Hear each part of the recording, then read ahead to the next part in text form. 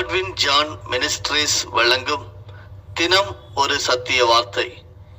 இந்த ஆடியோ நிகழ்ச்சிக்கு உங்களை அன்புடன் வரவேற்கிறோம்.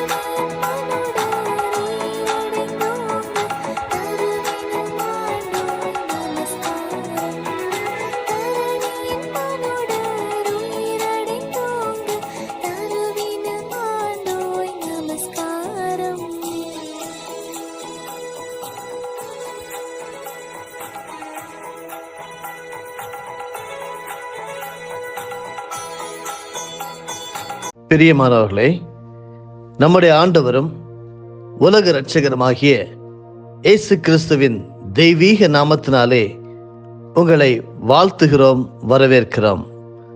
நீங்கள் ஆசீர்வதிக்கப்பட்டவர்கள். தினம் ஒரு சத்திய வார்த்தை. இந்த நாளுக்குரிய தியானத்தின் தலைப்பு வேரோடு பிடுங்கு. எபேசியர் 4:31. சகலவிதமான கசப்பும் மற்ற எந்த துர்க்குணமும் உங்களை விட்டு நீங்க கடவது.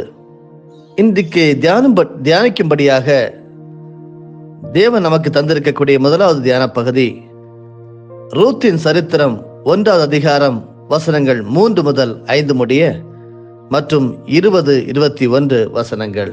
நகோமியின் புருஷனாகிய எலிமெலேக்கு இறந்து போனான். அவளும் அவளுடைய 2 குமாரரும் மாத்திரம் இருந்தார்கள். இவர்கள் மோவாபியரில் பெண் கொண்டார்கள். அவர்களில் ஒருத்தி பேர் ஓர்பாள், மற்றவள் பேர் ரூத். அங்கே ஏறக்குறைய 10 வருஷம் வாசம் பண்ணினார்கள். பின்பு மக்லோன், கிலியோன் என்னும் அவர்கள் இருவரும் இறந்து போனார்கள். அந்த ஸ்திரீ தன் குமாரர் இருவரையும் தன் புருஷனையும் இழந்து தனித்தவள் ஆனாள். வசனங்கள் 20 மற்றும் 21. அதற்கு அவள், நீங்கள் என்னை நகோமி என்று சொல்லாமல் மாறாள் என்று சொல்லுங்கள். சர்வ வல்லவர் எனக்கு மிகுந்த கசப்பை கட்டளையிட்டார். நான் நிறை உள்ளவளாய் போனேன். கர்த்தர் என்னை வெறுமையாய் திரும்பி வர பண்ணினார். கர்த்தர் என்னை சிறுமைப்படுத்தி சர்வ வல்லவர் என்னை கிளேசப்படுத்தி இருக்கையில் நீங்கள் என்னை நகோமி என்பானேன் என்றாள். வேரோடு பிடுங்கு. ரெபேக்கா தனது சகோதரரின் குடும்பத்தை குறித்து மிகவும் கவலை கொண்டிருந்தாள். கணவன் மனைவி இடையிலான பிரச்சனை முடிவடைய வேண்டும் என்று தேவனிடம் உருக்கமாய் ஜெபித்து வந்தாள். ஆனால் சில நாட்களில் அவர்கள் இருவரும் விவாகரத்து செய்து கொண்டார்கள். அவரது மனைவி குழந்தைகளை வேறொரு ஊருக்கு அழைத்து சென்று விட்டார்கள். ரெபெக்கா மிகவும் அன்போடு நேசித்த அந்த குழந்தைகளை மறுபடியும் அவளால் பார்க்க முடியவில்லை.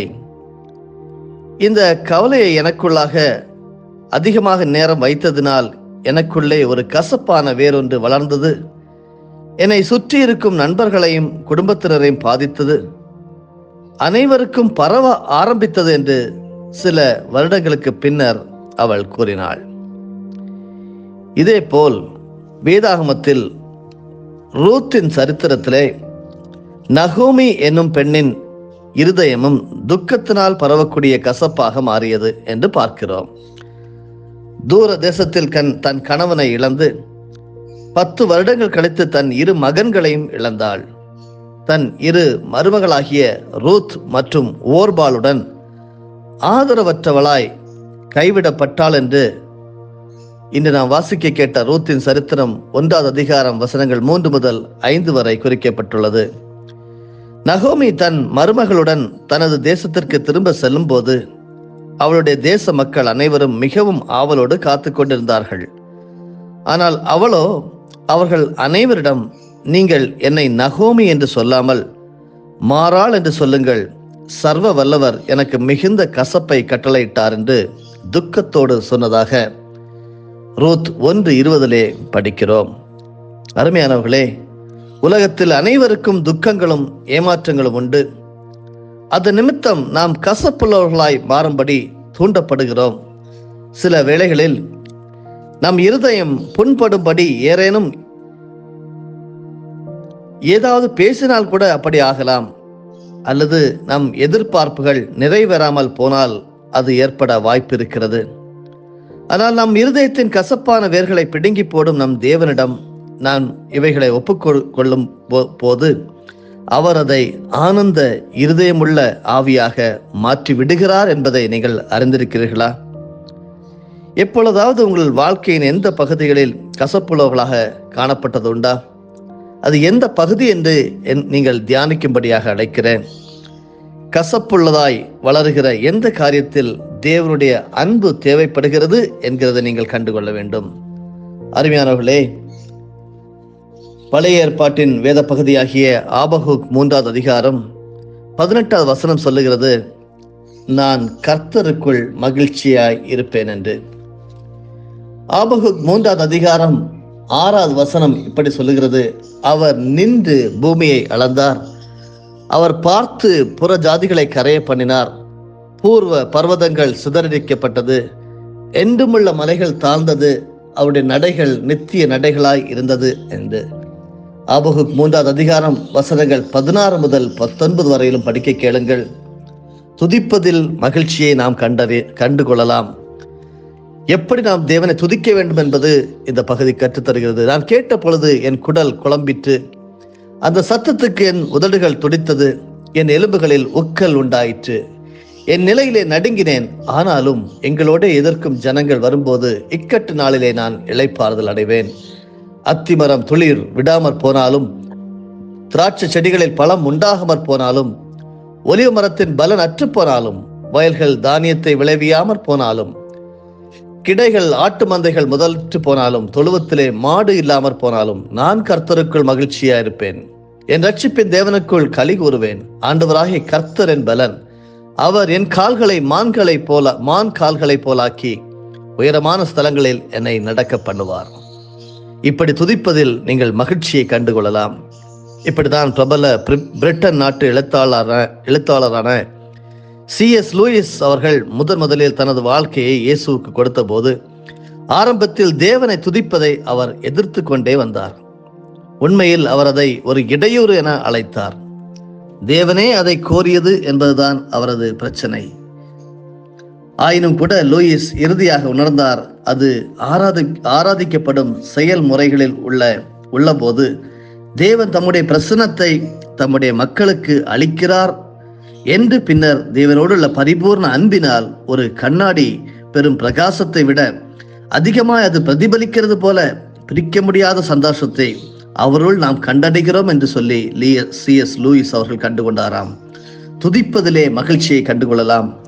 உங்களுடைய வீட்டிலே, சபையிலே, உங்களுடைய உதடுகளின் மூலமாக ஆண்டவருடைய துதியின் சத்தம் வருகிறதா? துதிக்கிறதிலே நீங்கள் மகிழ்ச்சியை கண்டுகொள்ளலாம். அருமையானவர்களே, இந்த முடிவுக்கு ஆபகுக் தீர்க்கதரிசி பல நூற்றாண்டுகளுக்கு முன்பே வந்தார். யூத மக்களை குறிவைத்த தீமைகளை பற்றி தேவனுடன் முறையிட்ட பின் அவரை துதிப்பது மகிழ்ச்சிக்கு வழிவகுக்கிறது என்பதை ஆபகுக்கும் கண்டறிந்திருக்கிறார். தேவன் என்ன செய்கிறார் என்பதில் அல்ல, ஆனால் அவர் யார் என்பதே, அதுதான் துதிப்பதிலே மகிழ்ச்சி. அருமையானவர்களே, இவ்வாறு ஒரு தேசிய அல்லது உலக அளவிலான நெருக்கடியில் கூட தேவன் இப்போதும் வல்லவராயிருக்கிறார். தீர்க்கதரிசி அன்று அறிவித்தபடியே அத்திமரம் துளிர் விடாமற் போனாலும், திராட்சை செடிகளில் பலன் உண்டாகாமற் போனாலும், ஒலிவ மரத்தின் பலன் அற்று போனாலும், வயல்கள் தானியத்தை விளைவியாமற் போனாலும், கிடையில் ஆட்டு மந்தைகள் முதலற்று போனாலும், தொழுவத்திலே மாடு இல்லாமற் போனாலும் நான் கர்த்தருக்குள் மகிழ்ச்சியாயிருப்பேன், என் ரட்சிப்பின் தேவனுக்குள் கலிகூறுவன் என்று ஆபகுக் 3ஆம் அதிகாரத்திலே வசனம் 17-18 படித்தோம். அருமையான தேவனுடைய ஜனங்களே, நான் இரட்சகராகிய தேவனிடத்தில் மகிழ்ச்சியாயிருப்பேன் என்று கூறினார். C.S. லூயிஸ் உணர்ந்தபடி உலகம் முழுவதும் துதியின் சத்தம் ஒலிக்கிறது. அதே போல ஆபகுக்கும் தேவனை எப்பொழுதும் துதிப்பதற்கு அவர் அர்ப்பணித்தார். நித்திய நடைகளாய் இருந்தவருள் மிகுந்த மகிழ்ச்சியை கண்டார் என்று அருமையான இந்த அதிகாரம் நமக்கு கற்றுத்தருகிறது. என்னை கேட்டுக்கொண்டிருக்கிற சகோதரி சகோதரியே, வேரோடை பிடுங்கக்கூடிய காரியங்கள் அநேகம் உங்களுடைய வாழ்க்கையிலே உண்டு. சகலவிதமான கசப்பும் மற்ற எந்த துர்க்கணமும் உங்களை விட்டு நீங்க கிடவது என்று எபேசியர் 4:31 சொல்லியிருக்கிறது போல எல்லாவற்றையும் நீங்கள் களைந்து விட்டு கர்த்தருக்குள் மகிழ்ச்சியா இருக்க கற்றுக்கொள்ள வேண்டும். நீங்கள் தேவனை துதிக்கும் போது உங்கள் ஆவியில் ஏற்பட்ட தாக்கம் என்ன என்பதை நீங்கள் அறிந்து கொள்ள வேண்டும். தேவனின் நன்மையின் பிரதிபலிப்பில் அவரை துதிக்கக்கூடிய 3 விஷயங்களை நீங்கள் இன்று பெயரிடுங்கள், பட்டியலிடுங்கள், அதை தியானிங்கள். தேவன் நிச்சயமாக துதிப்பதிலே மகிழ்ச்சியை உங்களுக்கு காண்பிப்பார். ஜெபிப்போமா? பரிசுத்தமுள்ள நல்ல தந்தையே, ஆசீர்வாதமும் மன மகிழ்ச்சியுமான ஒரு நல்ல மாதத்திற்காக ஸ்தோத்திரம். இந்த புதிய நாளிலும் கூட கர்த்தர் எங்களை வேரோடு பிடுங்கும்படியாக சில காரியங்களை, சகலவிதமான கசப்பும் எந்த துர்க்குணமும் எங்களை விட்டு நீங்க கிடவது என்று சொல்லி நாங்கள் ஜெபிக்கிறோம். தேவனே, நீர் வெளிப்படுத்தும் நன்மைகள் ஒவ்வொன்றையும் நாங்கள் காணும்படியாக, அணுவாக நாங்கள் அனுபவிக்கும்படியாக எங்கள் ஒவ்வொருவருக்கும் உதவி செய்ய வேண்டுமா ஜெபிக்கிறோம். எங்கள் இருதயத்தில் கலைகளாக வளர்ந்து கொண்டு இருக்கக்கூடிய எல்லா விதமான கசப்பும் மற்ற எந்த துர்க்குணமும் எங்களை விட்டு வேரோடை பிடுங்கி போடும்படியாக நாங்கள் ஜெபிக்கிறோம். அன்பின் தேவனே, துதிப்பதிலே நாங்கள் மகிழ்ச்சியை கண்டுகொள்ள ஆபகுக் தீர்க்கதரிசி எவ்வளவோ தீர்க்க தரிசனம் உரைத்தும் அந்த ஜனங்கள் அப்படி இருந்த போது ஆண்டவரே, அவர் துதிப்பதிலே மகிழ்ச்சியை கண்டுகொண்டார். நான் கர்த்தருக்குள் மகிழ்ச்சியாயிருப்பேன், என் ரட்சிப்பில் தேவனிலே களி கூறுவேன் என்று சொன்னது போல நாங்களும் இருக்க உதவி செய்வீராக. அன்பின் தேவனே, கடினமான காலங்களிலும் எங்கள் இருதயத்திலும் எங்கள் உதடுகளிலும் மகிழ்ச்சி நிறைந்த ஆவி என் துதி எப்பொழுதும் உமக்கு உண்டாக எங்களை அர்ப்பணிக்கிறோம். கர்த்தர் அப்படியே வழி நடத்தும். வெற்றியின் மாதமாக, வெற்றியின் நாளாக அறிவிக்கிறோம். இயேசு கிறிஸ்துவின் மூலமே பிதாவே, ஆமென். என் ஆத்துமாவே கர்த்தரை ஸ்தோத்தரி, என் முழு உள்ளமே அவருடைய பரிசுத்த நாமத்தை ஸ்தோத்தரி. என் ஆத்துமாவே கர்த்தரை ஸ்தோத்தரி, கர்த்தர் செய்த சகல உபகாரங்களையும் மறவாதே. ஆமென்.